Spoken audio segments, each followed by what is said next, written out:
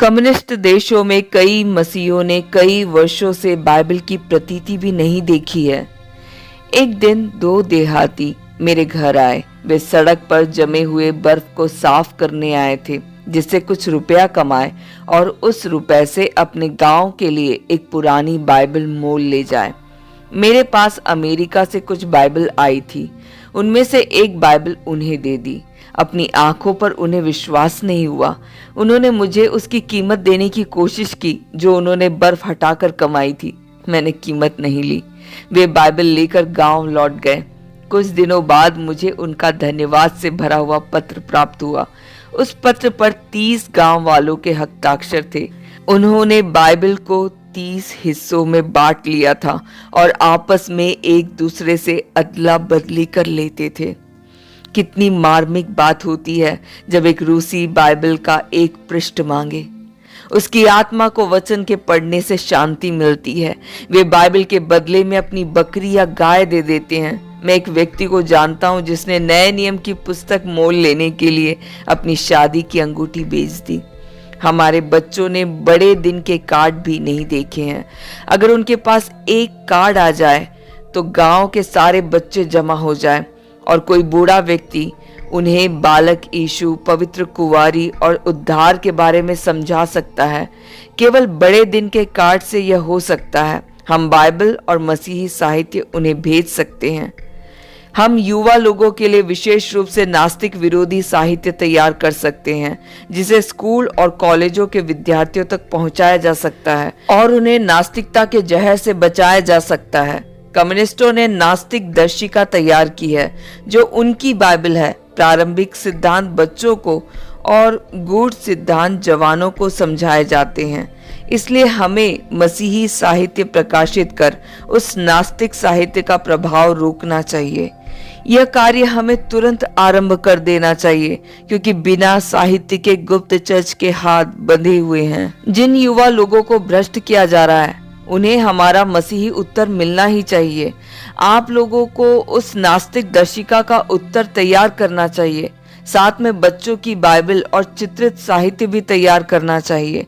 हमें रेडियो के लिए भी कार्यक्रम प्रसारित करना चाहिए। इस प्रकार आजाद देशों में हम गुप्त चर्च को आत्मिक भोजन पहुंचा सकते हैं। कम्युनिस्ट सरकार भी छोटे छोटे स्टेशन बनाकर अपना प्रचार करती है।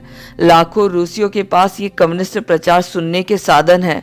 कम्युनिस्ट देशों में यह प्रसारण का द्वार खुला हुआ है। यह एक और मदद का मार्ग आपके लिए खुला हुआ है। शहीदों के मसीही परिवार का दुख। हमें शहीदों के परिवारों की सहायता करनी चाहिए। हजारों परिवारों को कम्युनिस्ट यातना पहुंचा रहे हैं। किसी मसीही घराने में से एक सदस्य के बंदी बनाए जाने के बाद उस घराने की कम्युनिस्टों द्वारा बहुत बुरी दशा की जाती है। इस घराने की सहायता करना गैर कानूनी समझा जाता है।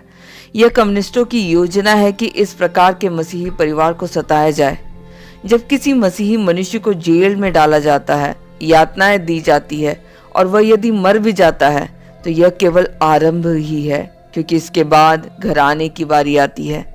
एक के बाद एक घराने के प्रत्येक सदस्य को यातना दी जाती है। मैं एक सत्य आपको बताता हूँ कि स्वतंत्र देशों के लोगों की सहायता के बिना मैं इस समय जीवित नहीं होता और ना यह लिखता हुआ होता। आजकल रूस और कई देशों में मसीही लोगों के विरुद्ध आतंक की लहर सी आई है। मसीहियों को बंदी बनाया जा रहा है। बहुत शहीद हो रहे हैं। शहीद तो अपना फल पा चुके हैं, परंतु उनके परिवारों को बड़ी मुसीबतें झेलनी पड़ती है। हम उनकी सहायता कर सकते हैं। हमें अवश्य भूख से पीड़ित सारी पृथ्वी के लोगों की सहायता करनी चाहिए, परंतु उनके लिए सहायता की कल्पना कीजिए जिनके परिवार का सदस्य मसीह के लिए शहीद हो चुका हो या कम्युनिस्ट जेल में बंद हो। उन पास्टरों के दिल में प्रेरणापूर्ण मसीही संदेश है। उनके दिल में डूबती हुई आत्माओं के लिए प्रगाढ़ प्रेम है, परंतु उनके पास इतने साधन नहीं है कि अपना संदेश गांव-गांव में पहुंचा सके। इसलिए इसमें से बहुत से पास्टर अपने तक ही सीमित रह गए हैं, क्योंकि लोगों तक पहुंचने के लिए और भोजन आदि के लिए पैसे नहीं है। समीप के देहातों में जो 20-30 मील पर ही है, वे आवश्यकता के समय नहीं पहुंच सकते। हमारे पास जब इतना है कि हम उनकी सहायता कर सकते हैं, तब क्यों नहीं करते और उन्हें कम्युनिस्ट बंधन से छुड़ाते। ये पास्टर अपनी आजादी को खतरे में डालकर युवा और प्रौढ़ों में सुसमाचार प्रचार करने को तैयार है। केवल गुप्त सभाएं ही काफी नहीं है, उनके पास साधन अवश्य होने चाहिए जिससे वे सफलतापूर्वक लोगों तक संदेश पहुंचा सके। मसीही स्त्री और पुरुषों की अवश्य सहायता करनी चाहिए क्योंकि वे मसीही हैं, इसलिए बहुत ही कम कमा पाते हैं। जीविका के लिए कमाई पर्याप्त नहीं क्योंकि एक गांव से दूसरे गांव तक जाने में काफी व्यय हो जाता है। हमारी सहायता उनके जीवन निर्वाह में चमत्कार का कार्य करेगी। मेरी रिहाई के बाद यूरोपियन मसीही संघ ने शहीदों के घराने की सहायता की है। जितनी हम सहायता कर सकते हैं उसकी तुलना में अभी कम मदद हुई है। गुप्त चर्च के सदस्य होने के नाते मुझे आपसे जो कहना था वह कहा और यातना की छाया में रहने वाले भाइयों की सहायता के लिए अपील की है जिन्होंने मुझे यहाँ भेजा है।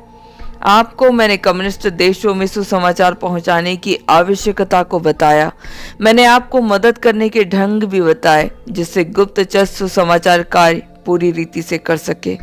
जब मेरे पैरों में मारा गया तब मेरी जीभ ने आवाज की। क्यों? जीभ को तो नहीं पीटा गया था।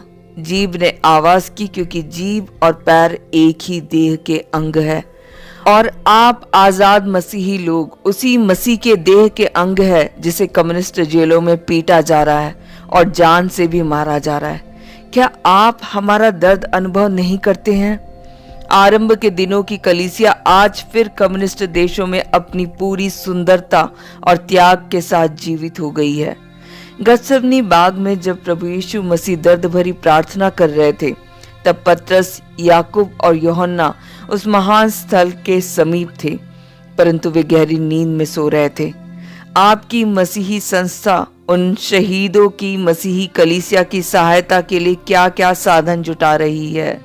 अपने पास्टर से पूछिए कि आपकी कलीसिया कम्युनिस्ट देशों के लिए क्या सहायता पहुंचा सकती है। हमारे गुप्त चर्च के भाई कम्युनिस्टों से साहसपूर्ण संघर्ष कर रहे हैं जैसा कि आरंभ की कलीसिया ने किया था, परंतु आजाद कलीसिया पतरस, याकूब, यूहन्ना की तरह सो रही है। क्या आप चैन की नींद सो सकते हैं जबकि आपके गुप्त चर्च के मसीही भाई सुसमाचार के लिए यातना सह रहे हैं? क्या आप हमारा संदेश सुनेंगे? हमें याद रखिए, हमारी सहायता कीजिए, हमें ना छोड़िए। अब मैंने गुप्त चर्च के भाई बहनों की ओर से आपको संदेश दे दिया जो कम्युनिस्ट देशों में नास्तिकता के बंधन में पिस रहे हैं। नमस्कार, मैं रोज। इस प्रकार हमने मिलकर एक और बुक कवर कर लिया। मैं यकीन करती हूँ कि इस बुक ने आपके विश्वास को बढ़ाया होगा और अंत तक मसीह में दृढ़ रहने की साहस भी बधाई होगी।